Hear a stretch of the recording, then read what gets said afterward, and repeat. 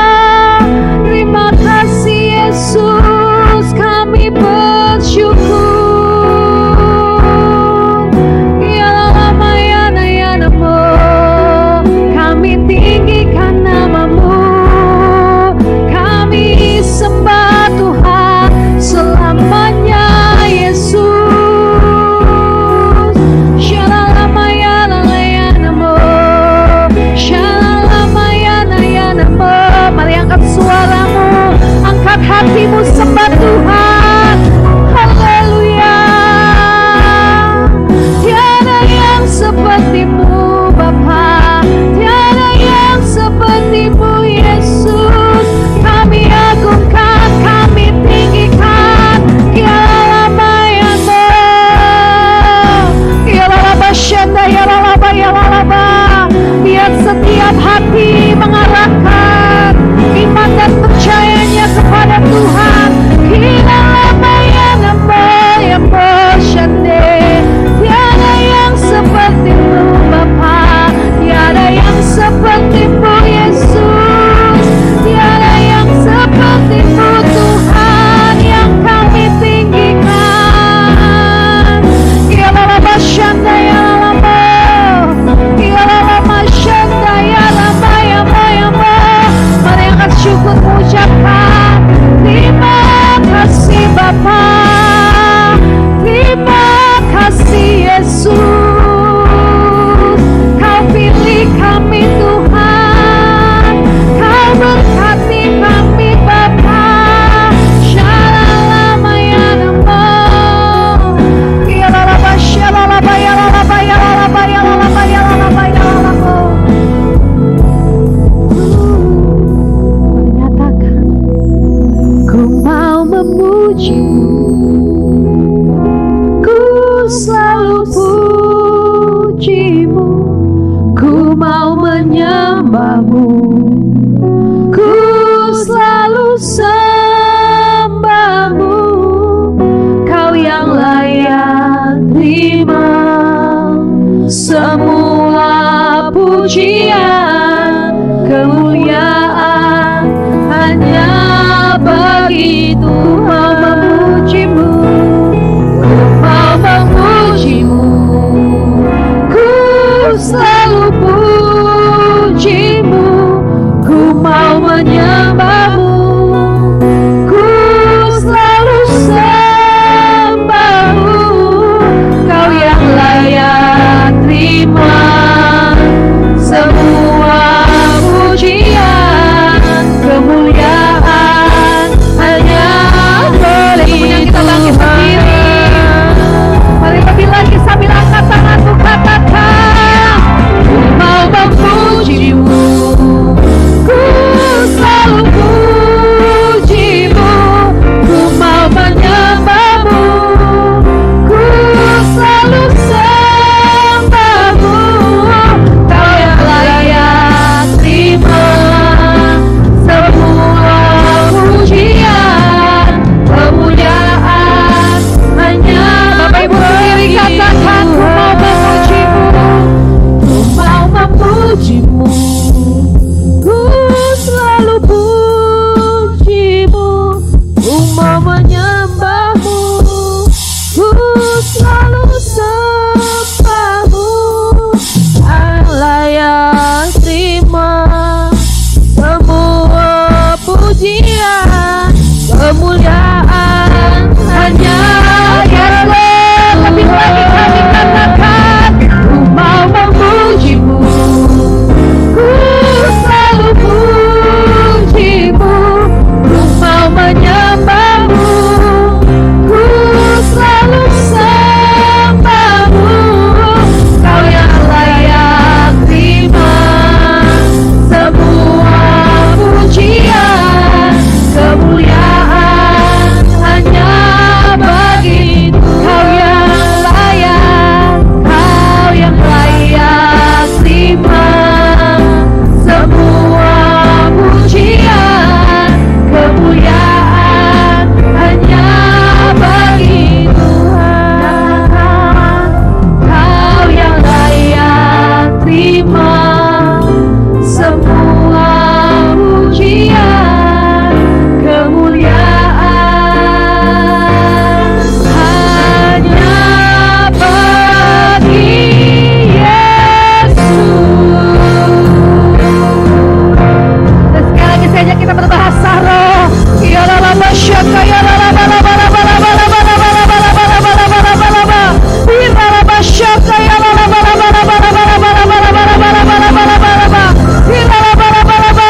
Segala kemuliaan bagi-Mu, pujian bagi-Mu, hormat serta kemuliaan, kejayaan bagi-Mu ya Allah. Ya lalaba syaka ya lalaba laba laba laba laba. Ya lalaba syaka ya lalaba laba laba laba.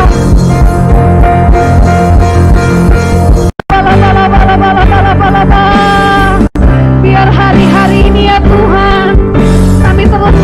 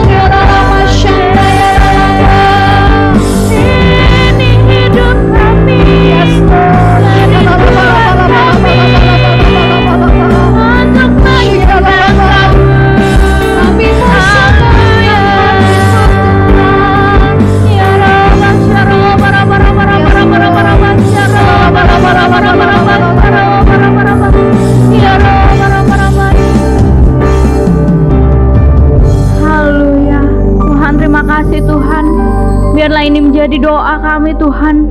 Kalau kami mau Tuhan hidup menyenangkan-Mu Tuhan, kami mau hidup sesuai rencana-Mu. Biar rencana-Mu itu terjadi dalam hidup kami Tuhan.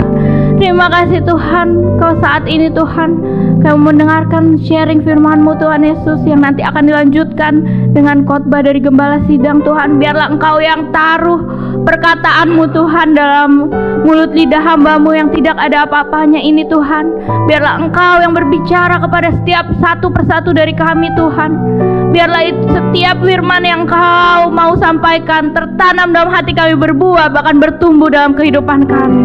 Terima kasih Tuhan Yesus, kami siap untuk mendengarkan firman-Mu.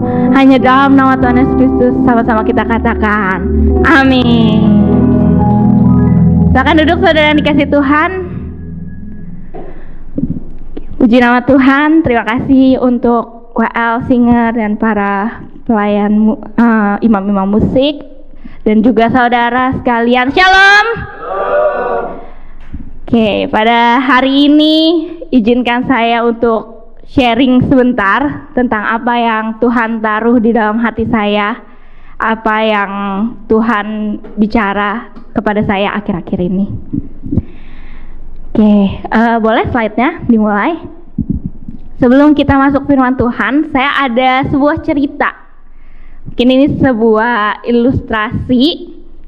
Oke, jadi ilustrasi ini tentang seorang bapak yang ingin merebus seekor katak. Nah, Bapak Ibu pernah lihat dong ya katak ya? Katak. Nah, dia mau merebus nih. Pertama kali dia rebus kataknya, dia kayak kalau kita biasa mau masak ya, mungkin ibu-ibu lebih tahu nih. Kalau mau masak biasanya kan kita didihin dulu ya airnya, baru kita masukin ya kan ayamnya misalnya. Nah, ini bapak ini juga dia didihin dulu airnya sampai mendidih, lalu dia masukkan kataknya. Kira-kira apa yang terjadi ya Bapak dan Ibu? Apa yang terjadi? Iya, tentu saja Bapak Dr. Wisnu pasti paling tahu nih ya. Kataknya lompat, akhirnya batal, kataknya pergi kabur ya, karena kataknya lompat. Akhirnya dari situ Bapak itu belajar bagaimana cara kita merebus sebuah katak. Kita masukkan kataknya saat airnya masih dingin. Nah, katak itu akan santai dia. Oh, enak nih airnya ya. Makin lama airnya makin hangat, seolah-olah kayak lagi spa kataknya ya. Enak nih, hangat-hangat airnya ya kan. Katak itu lupa kalau dia tuh sebenarnya lagi direbus. Nah, sampai ketika sudah mencapai titik didih, katak itu baru badannya tidak bisa menyesuaikan lagi. Katak itu akan merasa, wah bahaya nih, bahaya, saya harus keluar. Tapi ketika dia mau lompat, ternyata energinya dia sudah habis. Karena selama ini dia udah bersantai di dalam panci tersebut. Dan akhirnya katak itu meninggal, mati ya. Nah, ilustrasi itu, kenapa saya bawa ilustrasi itu? Karena hari ini kita mau berbicara tentang ya sebenarnya seperti katak ini bukan berarti kita katak ya, tapi kita juga seperti itu. Jadi jangan sampai kita berada di tempat yang nyaman, kita berada santai-santai aja. Mungkin kalau di Alkitab disebutnya suam-suam kuku ya.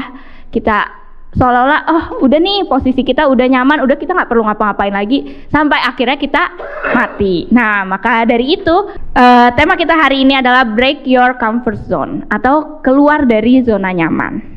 Pertama yang akan saya bahas dulu, apa itu zona nyaman. Next slide.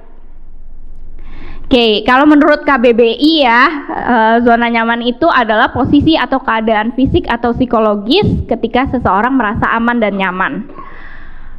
Mungkin banyak hal yang membuat kita merasa aman, nyaman, tenang, seolah-olah tidak ada masalah, seolah-olah tidak ada yang bisa mengganggu kita, dan seolah-olah kita fine dan kita merasa tidak butuh Tuhan. Nah, itu yang disebut dengan zona nyaman. Nah, zona nyaman itu apa? Mungkin banyak yang dari sini bertanya, apa nggak boleh nih kita merasa nyaman ya kan? Kalau gitu aneh dong, masa kita kan di hidup ini kita justru mencari kenyamanan, masa kita nggak boleh merasa nyaman? Sebenarnya boleh, kita sangat boleh kita merasa nyaman, tapi jangan sampai kenyamanan itu menghambat kita untuk maju. Jadi bukan berarti nih ketika kita nyaman, misalnya, oh saya udah nyaman nih dengan pekerjaan saya. Kalau gitu kan temanya break your comfort zone. Kita harus keluar dari zona nyaman. Kalau gitu saya harus pindah kerjaan yang lain. Ya bukan berarti seperti itu ya Bapak dan Ibu. Nah tapi kalau kita sudah ada di posisi nyaman kita, justru kita harus berusaha untuk mengupgrade diri kita. Contohnya mungkin saya udah nyaman nih sebagai ibu rumah tangga, ya kan? Apakah berarti saya harus keluar dari zona nyaman kita? Kalau gitu saya harus jadi ibu yang bekerja? Bukan gitu. Tapi kalau kita sudah mulai merasa nyaman, ketika kita merasa terlalu nyaman, kita akan mengerjakan segala sesuatunya kayak ya rutinitas aja, ya udah asal dikerjakan semuanya. Tapi kalau kita sadar nih, wah saya sudah terlalu nyaman nih sebagai ibu rumah tangga. Gimana caranya kita upgrade diri kita? Misalnya kita ikut kursus memasak gitu ya. Jadi nanti anak-anaknya mungkin menunya baru semua nih masakannya gitu, menu-menu restoran. Nah seperti itu misalnya.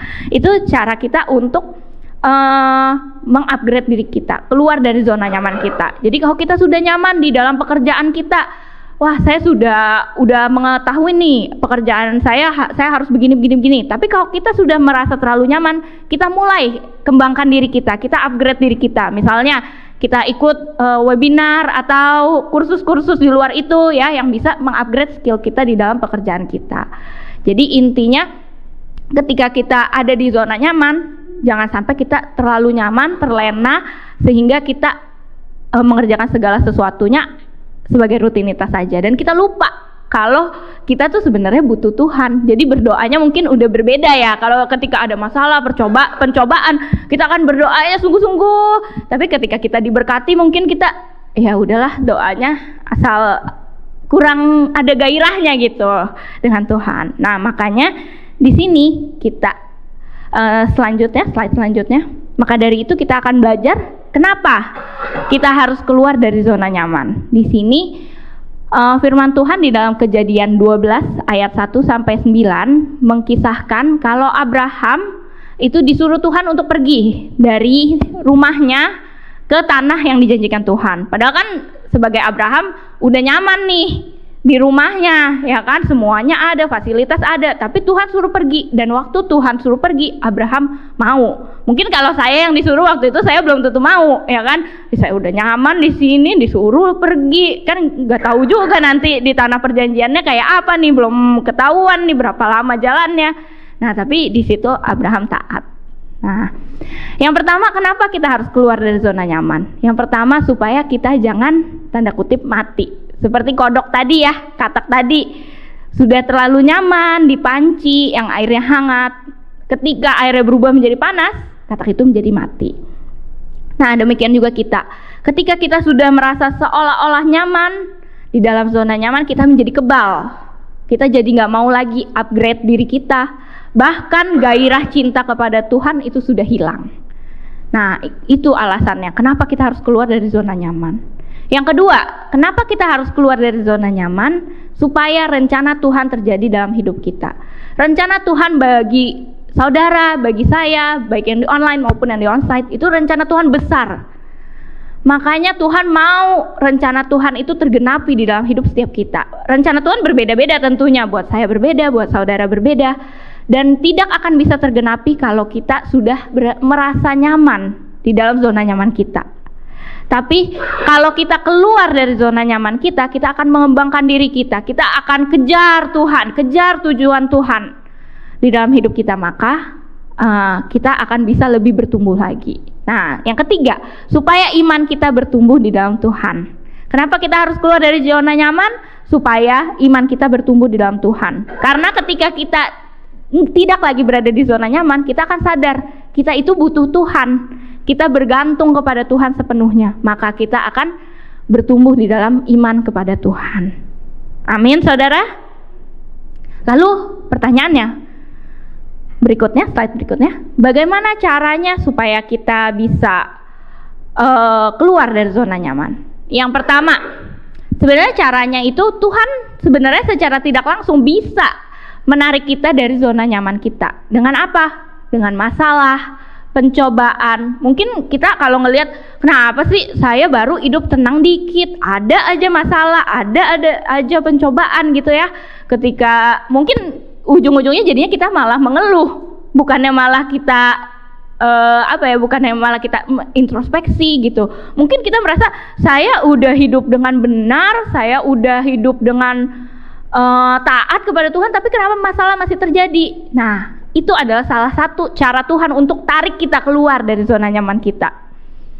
Oke, kita baca firman Tuhan ini bersama-sama. Di slide sudah ada Bapak dan Ibu, bisa kita baca ya. 1, 2, 3. 1 Korintus 10 ayat 13. Pencobaan-pencobaan yang kamu alami ialah pencobaan-pencobaan biasa yang tidak melebihi kekuatan manusia. Sebab Allah setia, dan karena itu Ia tidak akan membiarkan kamu dicobai melampaui kekuatanmu. Nah, amin saudara. Kita percaya ketika kita mengalami masalah pencobaan, mulai sekarang jangan mengeluh. Tapi kita sadar kalau ketika Tuhan kasih kita masalah pencobaan, kita langsung sadar, oke, saya mungkin udah lagi berada di zona nyaman saya nih. Saya mungkin udah terlalu terlena nih. Maka Tuhan kasih saya masalah pencobaan, dan saya percaya kalau Tuhan memberi kita masalah pencobaan, pasti Tuhan memberikan jalan keluar. Amin. Yang kedua, bagaimana cara kita keluar dari zona nyaman kita? Slide selanjutnya. Kita harus segera sadar, diri kita harus segera disadarkan kalau rumah kita sebenarnya bukan di dunia ini, sehingga kita harus fokus terhadap tujuan Tuhan bagi kita. Kita mungkin karena kita terlalu nyaman, kita lupa, kita ingatnya, oh ini dunia ini rumah kita, padahal kan sebenarnya bukan. Berapa lama sih kita akan tinggal di dunia ini? 70 tahun kata firman Tuhan ya, bahkan kalau lebih itu bonus. Nah, itu kan berarti rumah ini dunia ini bukan rumah kita.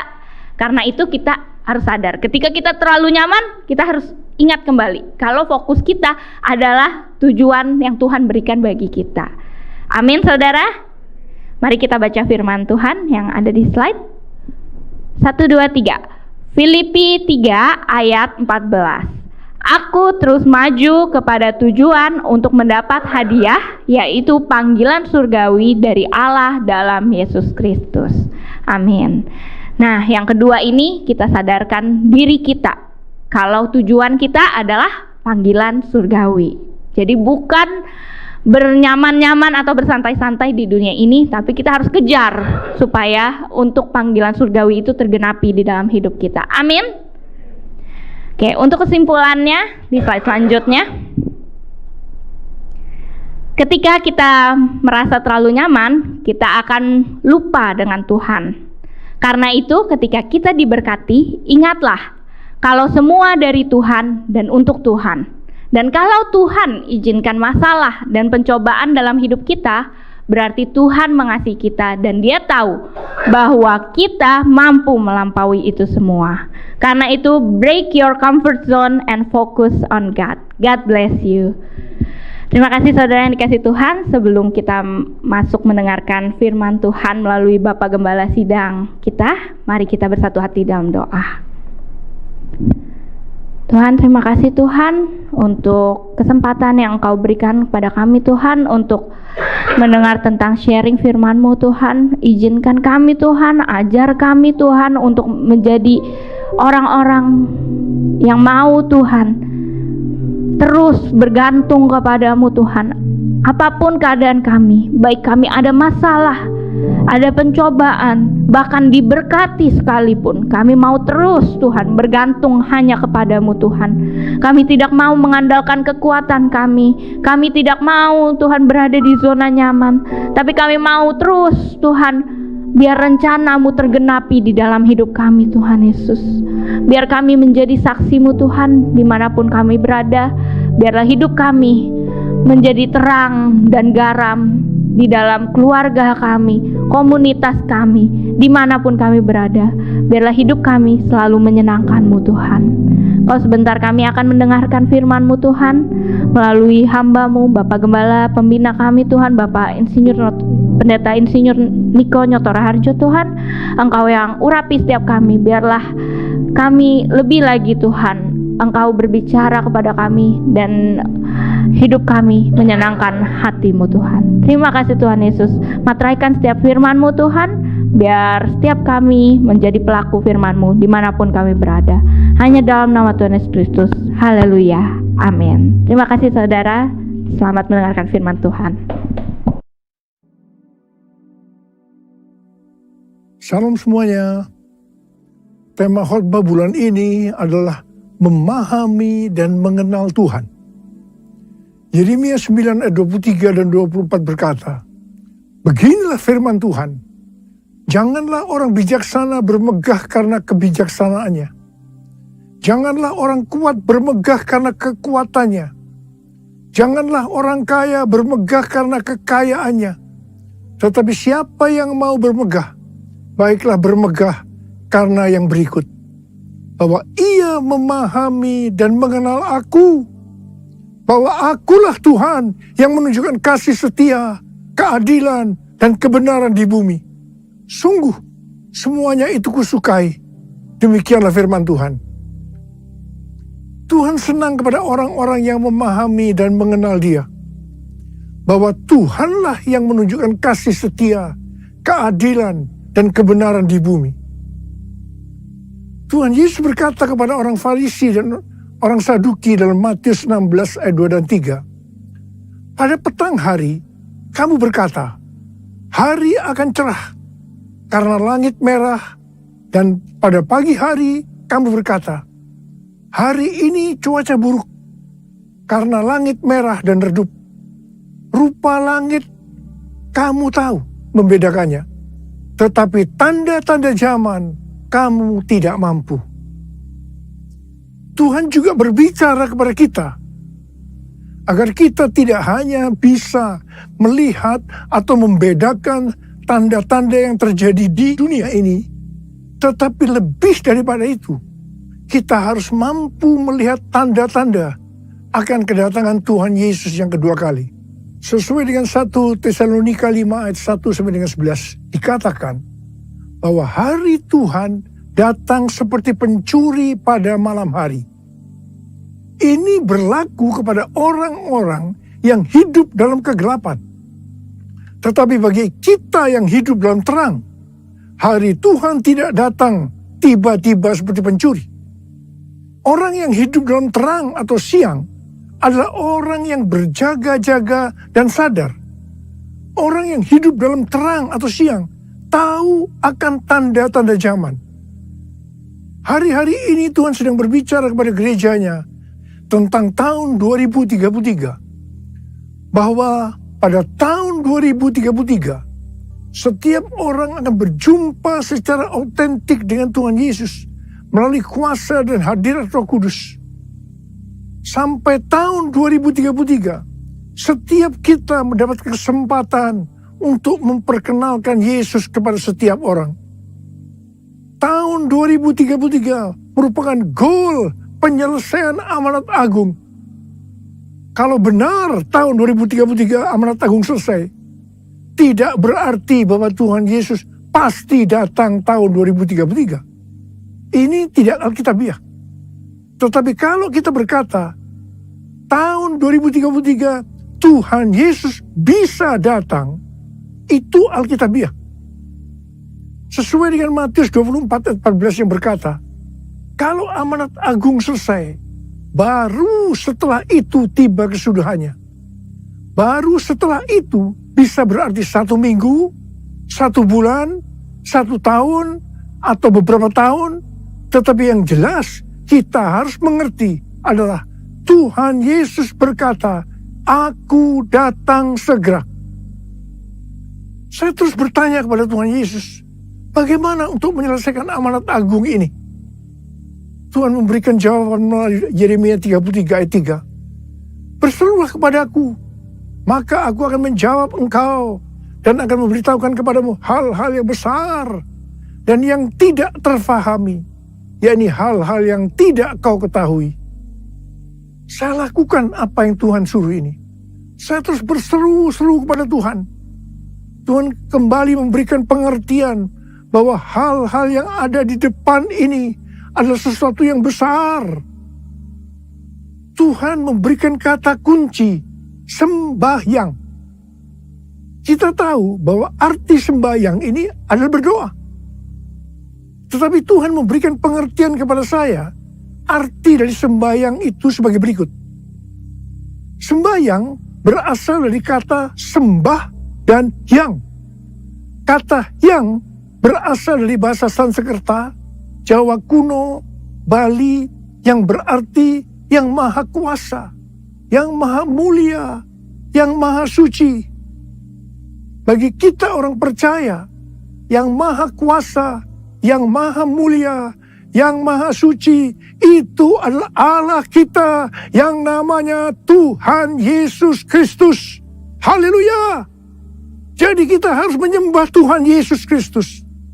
Definisi menyembah bisa dalam arti sempit atau arti luas.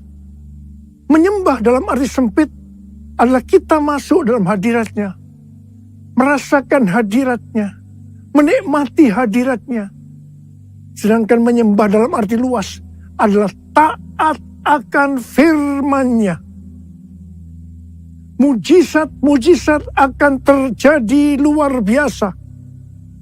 Ke depan ini kita akan mengalami mujizat-mujizat yang luar biasa.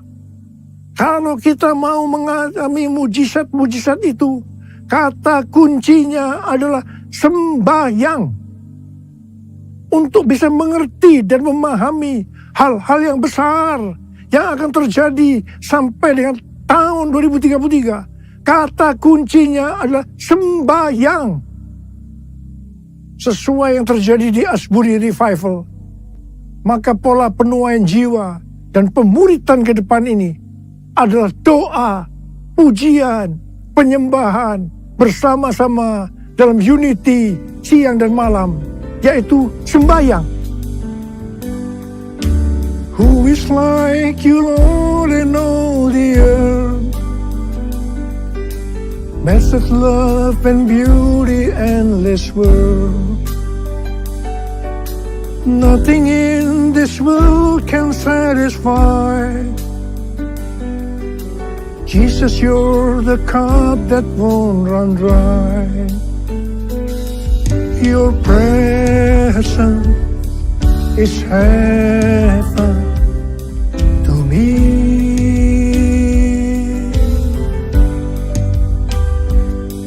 Your presence is heaven to me.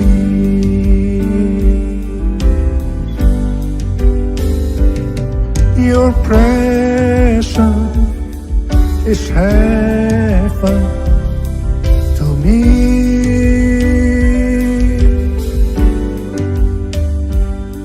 Your presence is heaven to me. Pada tanggal 3 sampai dengan 6 Oktober 2023 ada acara WPA atau World Prayer Assembly di Perth, Australia. Bagi saya, ini adalah WPA yang ketiga. WPA yang pertama dan yang kedua diadakan di SICC pada tahun 2012 dan tahun 2022. Ayat emas dari WPA sejak tahun 2012 adalah Habakuk 2 ayat 14. Sebab bumi akan penuh dengan pengetahuan tentang kemuliaan Tuhan, seperti air yang menutupi dasar laut. Setiap acara WPA selesai, baik yang pertama maupun yang kedua, terjadi hal-hal yang luar biasa, yang mengakibatkan terjadinya kegerakan-kegerakan baru. Setelah WPA yang pertama tahun 2012, maka pada tahun 2013, terjadi dua peristiwa yang penting. Peristiwa pertama, tahun 2013, Tuhan memberikan nama kepada pencurahan Roh Kudus yang terjadi hari-hari ini, seperti yang dikatakannya pada tahun 2009 kepada saya, sebagai Pentakosta yang ketiga.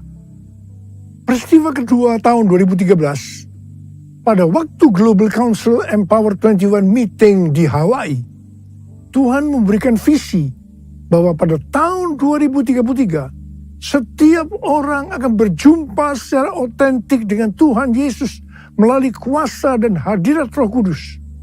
Pada awalnya, kami tidak mengerti apa yang dimaksudkan oleh Tuhan dengan visi ini. Tetapi kami percaya. Sebagai tanda kami percaya, kami memperkatakan visi tersebut. Pada tahun 2018, Tuhan membukakan pengertian tentang Pentakosta ketiga. Setelah WPA kedua pada bulan Mei 2022 di SICC Tower, Tuhan membukakan pengertian tentang tahun 2033 tadi. Waktu WPA yang kedua, ada 3 hamba Tuhan yang berbicara tentang hal yang sama tentang tahun 2033. Yang pertama Billy Wilson yang mewakili aliran Pentakosta. Yang kedua Rick Warren yang mewakili Baptis. Dan yang ketiga Nicky Gamble yang mewakili Anglican. Ketika saya mendengarkan mereka berbicara, maka Tuhan memberikan pengertian kepada saya. Dan saya berkata, I got it. I got it. Setelah itu ada konferensi Empower 21 di Amsterdam yang temanya Everyone. Ini dapat diartikan bahwa setiap orang akan mendapatkan kesempatan untuk berjumpa secara otentik dengan Tuhan Yesus melalui kuasa dan hadirat Roh Kudus pada tahun 2033. Setiap kita mendapatkan kesempatan untuk memperkenalkan Yesus kepada setiap orang sampai tahun 2033. Pada tanggal 3 sampai dengan 5 Juli 2024 di SICC akan diadakan Empower 21 Everyone Asia 2024, Reaching Every Person on Earth. Saya percaya ini akan merupakan trigger untuk kegerakan Next Gen secara global. Hal-hal itulah yang terjadi setelah WPA pertama dan WPA kedua.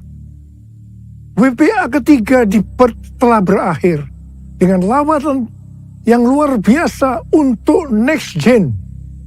Saya percaya akan terjadi kegerakan-kegerakan yang lebih dahsyat yang merupakan kelanjutan dari kegerakan yang terjadi sekarang ini sampai dengan tahun 2033.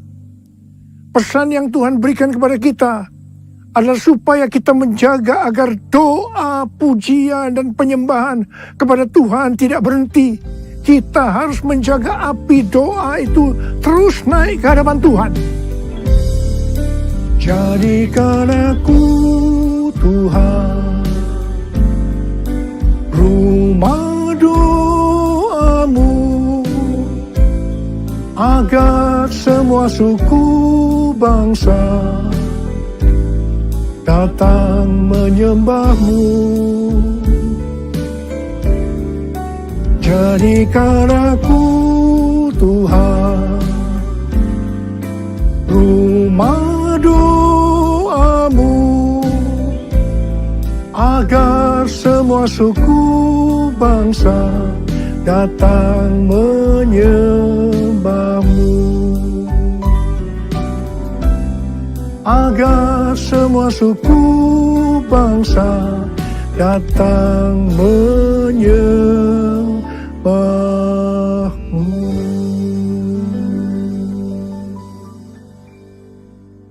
Hal-hal yang harus kita lakukan agar api doa, pujian, penyembahan tetap menyala siang dan malam adalah sebagai berikut.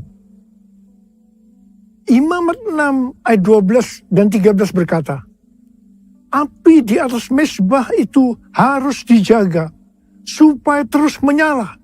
Jangan dibiarkan padam.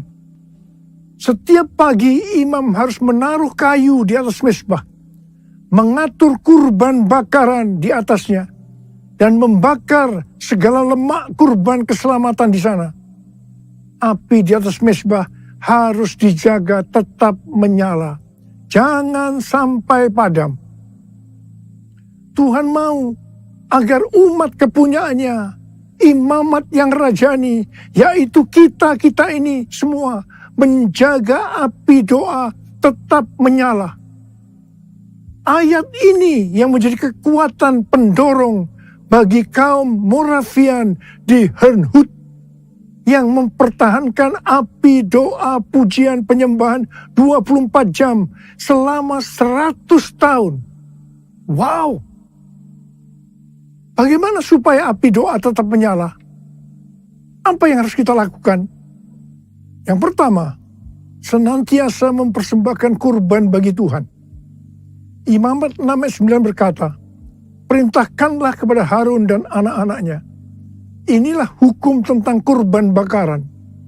Kurban bakaran itu haruslah tetap di atas perapian, di atas mezbah, semalam-malaman sampai pagi. Dan api mezbah harus dijaga tetap menyala di atasnya. Kurban yang dimaksud saat ini itu adalah pujian, penyembahan, talenta, bahkan seluruh hidup kita. Roma 12 ayat 1 berkata, karena itu saudara-saudara, demi kemurahan Allah, aku menasihatkan kamu, supaya kamu mempersembahkan tubuhmu sebagai persembahan yang hidup, yang kudus, dan yang berkenan kepada Allah. Itu adalah ibadahmu yang sejati. Yang kedua, mengasihi jiwa-jiwa yang ditebus dengan darah kurban anak domba. Wahyu 5 ayat 9 berkata, mereka menyanyikan suatu nyanyian baru, katanya, engkau layak menerima gulungan kitab itu dan membuka meterai-meterainya, sebab engkau telah disembelih, dan dengan darahmu engkau telah membeli mereka bagi Allah dari tiap-tiap suku, bahasa, umat, dan bangsa. Wahyu 5 ayat 12 dan 13. Dan mereka berkata dengan suara nyaring, anak domba yang disembelih itu layak untuk menerima kuasa dan kekayaan, hikmat dan kekuatan, hormat, kemuliaan, dan puji-pujian. Lalu aku mendengar semua makhluk yang di sorga, dan di bumi, dan di laut, dan semua orang yang ada di dalamnya berkata, bagi dia yang duduk di atas tahta, dan bagi anak domba adalah puji-pujian, hormat, kemuliaan, dan kuasa sampai selama-lamanya. Haleluya! Sebagai penuai di akhir zaman, kita harus bergairah dengan ladang tuaian yang telah menguning. Sesuai dengan pola surgawi dalam Wahyu 5 ayat 9 sampai 13, api doa kita akan selalu menyala setiap kali mengingat darah anak domba yang telah disembelih menebus tuaian dari setiap suku dan bangsa. Yang ketiga, hanya mengandalkan api Tuhan. Imamat 9 ayat 24 berkata, keluarlah api dari hadapan Tuhan, melahap kurban bakaran dan seluruh lemak di atas mezbah. Tatkala seluruh bangsa itu melihatnya, bersorak-soraklah mereka, lalu sujud menyembah. Api yang melahap kurban datang dari Tuhan, bukan dibuat oleh manusia. Jangan coba-coba menyalakan api asing, yaitu lewat kedagingan atau kekuatan sendiri. Yang keempat, menyingkirkan abu dari mezbah. Imamat 6 ayat 10b berkata, iya, imam harus mengangkat abu yang ada di atas mezbah sesudah kurban bakaran habis dimakan api dan menaruhnya di samping mezbah. Menyingkirkan abu dari mezbah berarti kita menjaga hati tetap murni dan hidup berintegritas. Yang kelima, menaruh kayu di atas mezbah. Imamat 6 ayat 12b berkata, setiap pagi imam harus menaruh kayu di atas mezbah, mengatur kurban bakaran di atasnya, dan membakar segala lemak kurban keselamatan di sana. Kayu berbicara tentang bahan bakar yang menyalakan api rohani dalam hidup kita. Seperti bertekun dengan sehati dalam doa bersama-sama, bersekutu, membaca Alkitab. Yang keenam, mengatur kurban. Imam 6 ayat 12b berkata, setiap pagi imam harus menaruh kayu di atas mezbah, mengatur kurban bakaran di atasnya, dan membakar segala lemak kurban keselamatan di sana. Kurban tidak boleh sembarangan dipersembahkan, melainkan harus lewat pengaturan ilahi atau polanya Tuhan. Tuhan menyatakan polanya bagi gereja lewat tuntunan Roh Kudus, pelayanan 5 jawatan, dan teladan Bapak Rohani. Kita juga tidak boleh mengatur-atur kegerakan Roh Kudus. Yang ketujuh, membangkitkan next gen. Imamat 6 ayat 9 berkata, perintahkanlah kepada Harun dan anak-anaknya. Inilah hukum tentang kurban bakaran. Kurban bakaran itu haruslah tetap di atas perapian, di atas mezbah, semalam-malaman sampai pagi. Dan api mezbah harus dijaga, tetap menyala di atasnya. Perintah untuk menjaga api harus diteruskan dan diimpartasikan kepada generasi berikutnya. Pola ini juga terlihat di Pondok Daud, di mana Heman, seorang pemimpin pujian yang ditunjuk Daud, memimpin dan menyertakan anak-anaknya dalam pelayanan pujian. Dalam 1 Tawarikh 25 ayat 6 dikatakan, di bawah pimpinan ayah mereka, mereka sekalian bernyanyi di rumah Tuhan dengan diiringi simbal, gambus, dan kecapi untuk ibadah di rumah Allah dengan wewenang raja. Mari, sekali lagi saya mau katakan kepada saudara, bahwa kita harus menjaga api doa, pujian, penyembahan dalam unity siang dan malam. Jangan sampai padam. Dan kita akan melihat, memahami, dan mengenal hal-hal besar yang Tuhan sediakan bagi kita. Yang percaya katakan amin. Mari katakan bersama saya. Jesus, I believe in you. Jesus, I belong to you.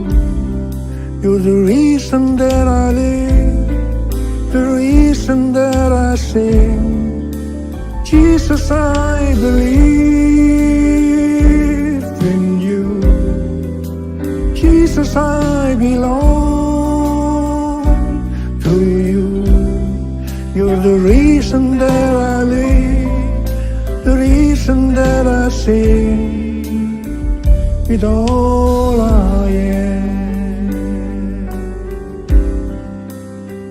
I will worship you. Angkat tangan saudara.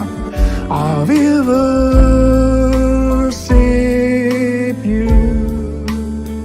I will worship you, Jesus. Jesus, Jesus.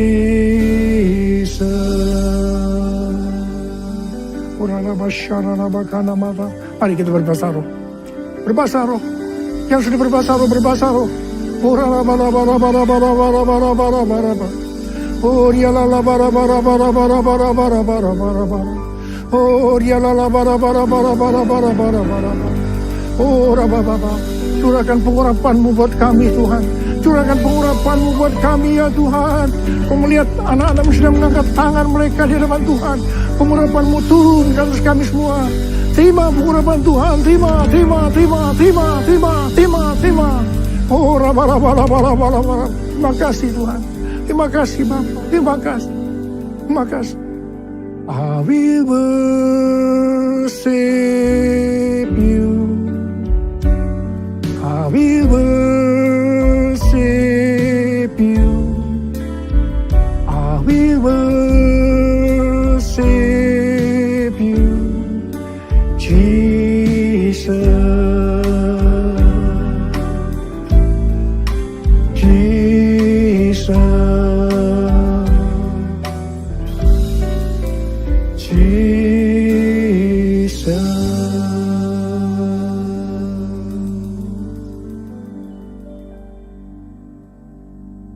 Mari, saudara-saudara, kita akan masuk dalam perjamuan kudus.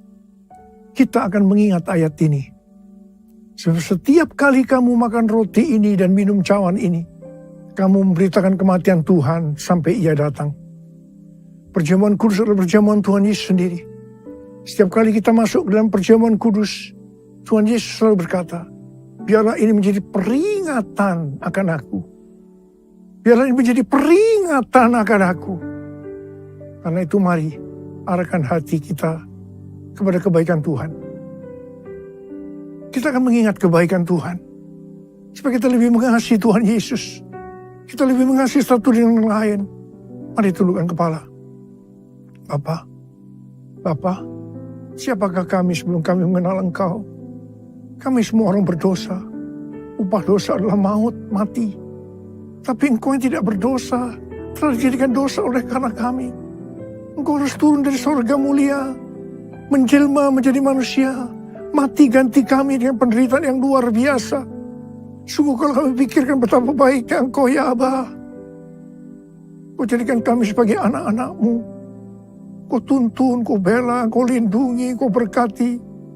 Engkau tegur, bahkan Kau hajar kalau kami salah. Itu Engkau ya Aba. Itu Engkau. Tuhan akan memberkati kita semua melalui perjamuan kudus. Tapi Tuhan mau kita makan dan minum dengan cara yang benar. Karena itu masing-masing berdoa. Introspeksi. Lihat keadaan diri masing-masing. Jangan menyimpan dosa. Kalau ada dosa yang Tuhan ingatkan, langsung minta ampun. Ampuni kami Tuhan. Ampuni kami. Ya Tuhan, ampuni kami. Ampuni. Ya Tuhan, ampuni. Layakkan kami untuk masuk dalam perjamuan kudus. Berkat-Mu melimpah buat kami anak-anak-Mu. Terima kasih. Kami akan masuk dalam perjamuan kudus dengan hati yang penuh ucapan syukur. Dalam nama Yesus. Amin. Mari. Angkat roti di tangan kanan kita tinggi-tinggi. Sebab apa yang telah kuteruskan kepadamu telah aku terima dari Tuhan. Yaitu bahwa Tuhan Yesus pada malam waktu ia diserahkan mengambil roti. Dan sesudah itu ia mengucap syukur atasnya. Ia memecah-mecahkannya. Dan berkata, inilah tubuhku yang diserahkan bagi kamu. Perbuatlah ini menjadi peringatan akan aku. Sudah dikasih Tuhan. Bukankah roti yang kita pecah-pecahkan ini adalah persekutuan kita dengan tubuh Kristus? Mari kita makan dalam nama Yesus.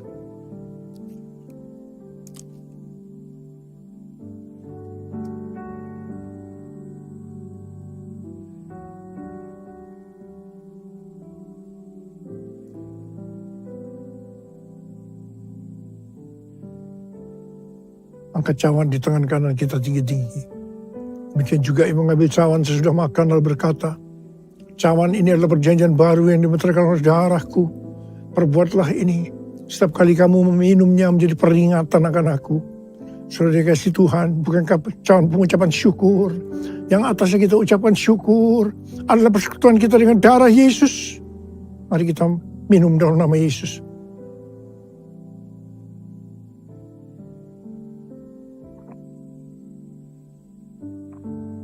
Mari angkat tangan kita di depan Tuhan. Ucapkan syukur dan terima kasih. Dengan suara jangan diam. Tuhan terima kasih ya Tuhan. Terima kasih ya Tuhan. Terima kasih ya Tuhan. Terima kasih ya Tuhan. Terima kasih. Terima kasih ya Abah. Terima kasih. Bala berkati anak-anak-Mu. Berkatilah anak-anak-Mu. Saat ini Kau sedang menyembuhkan yang sakit. Membebaskan yang terikat. Engkau menghibur yang susah. Engkau menguatkan yang lemah. Engkau memberikan pengharapan-pengharapan yang baru bagi yang datang di atas keadaan putus pengharapan. Tuhan terima kasih. Terima kesembuhan. Terima.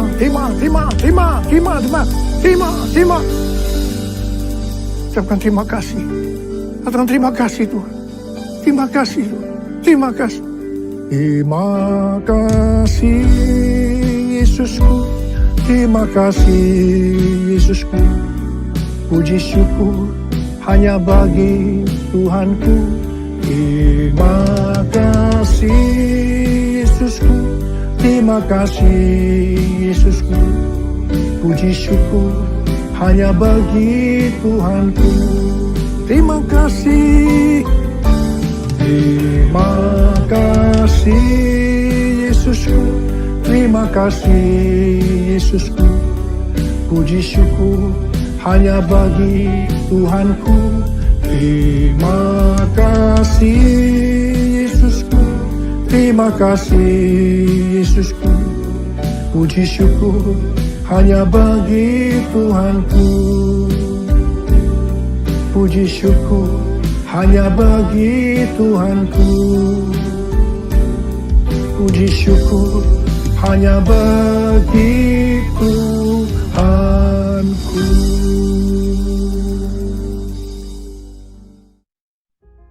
Mari bersama-sama perkatakan iman dalam Mazmur 91. Dalam lindungan Allah.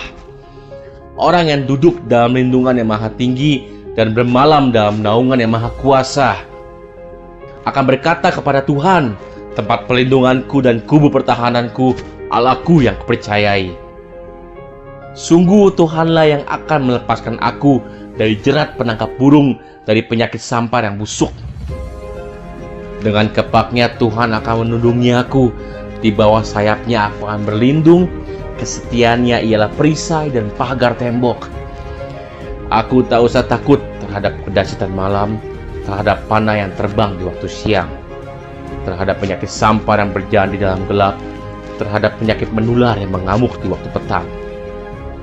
Walau 1000 orang rebah di sisiku dan 10.000 di sebelah kananku, tetapi itu tidak akan menimpa aku.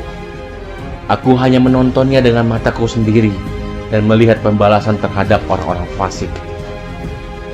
Sebab Tuhan ialah tempat perlindunganku, yang maha tinggi telah kubuat tempat perteduhanku. Malapetaka tidak akan menimpa aku, dan tulah tidak akan mendekat kepada kemahku. Sebab malaikat-malaikatnya akan diperintahkannya kepadaku untuk menjaga aku di segala jalanku. Mereka akan menatang aku di atas tangannya, supaya kakiku jangan terantuk kepada batu. Singa dan ular tedung akan kulangkahi. Aku akan menginjak anak singa dan ular naga. Sungguh hatiku melekat kepada Tuhan, maka Tuhan akan meluputkan aku. Tuhan akan membentengi aku, sebab aku mengenal namanya. Bila aku berseru kepada Tuhan, Tuhan akan menjawab aku. Tuhan akan menyertai aku dalam kesesakan. Tuhan akan meluputkan aku dan memuliakan aku. Dengan panjang umur akan Tuhan kenyangkan aku, dan akan Tuhan perlihatkan kepadaku keselamatan daripadanya. Amin.